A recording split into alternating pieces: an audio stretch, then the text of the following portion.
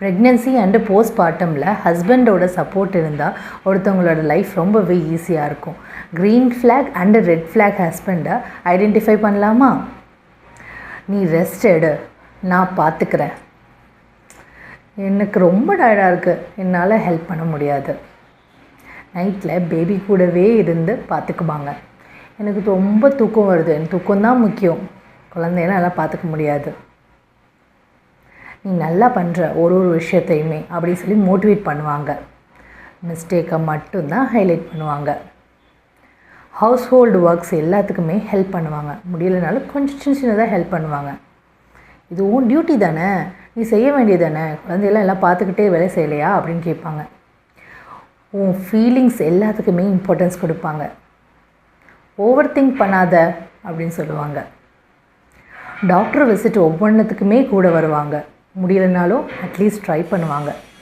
நீ போய் பார்த்துட்டு வந்துடு, இதெல்லாம் ஒரு விஷயமா, உனக்கு பிரேக் தேவை, நான் ஹெல்ப் பண்ணுறேன் அப்படின்னு சொல்லுவாங்க. எதுக்கு பிரேக்லாம்?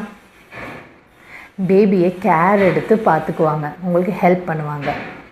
எனக்கு இதெல்லாம் தெரியாதுப்பா, என்னை விட்டுரு அப்படின்னு எஸ்கேப் ஆவாங்க. உங்களை சின்ன சின்ன விஷயத்துக்கும் உங்கள் எஃபர்ட்டுக்கு நோட்டீஸ் பண்ணி அப்ரிஷியேட் பண்ணுவாங்க. எஃபர்ட்டை நோட்டீஸே பண்ண மாட்டாங்க. நீங்கள் 2 பேரும் ஒரு டீம் அப்படின்றத உங்களுக்கு தெரியப்படுத்திகிட்டே இருப்பாங்க. இதுவும் ரெஸ்பான்சிபிலிட்டி தானே குழந்தைய வளர்க்குறது அப்படின்னு சொல்லி செப்பரேட் பண்ணி பேசுவாங்க.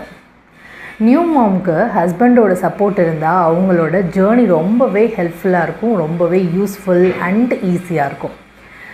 ஸோ ப்ரெக்னென்சின்றது இட்ஸ் நாட் ஒன்லி அபவுட் அந்த பொண்ணு சம்மந்தப்பட்ட விஷயம் மட்டும் இல்லை. ஸோ அவங்க ஹஸ்பண்டும் அந்த pregnancy time and also postmortem இதில் சப்போர்ட்டிவாக இருக்கணும்.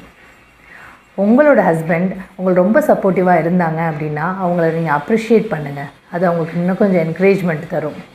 ஒருவேளை அவங்க ஹஸ்பண்ட் இந்த விஷயங்கள்லாம் தெரிஞ்சோ தெரியாமையோ பண்ணிகிட்ருக்காங்க அப்படின்னா அட்லீஸ்ட் நோட் பண்ணி வெளிப்படையாக அவங்கள்ட்ட சொல்லுங்கள்.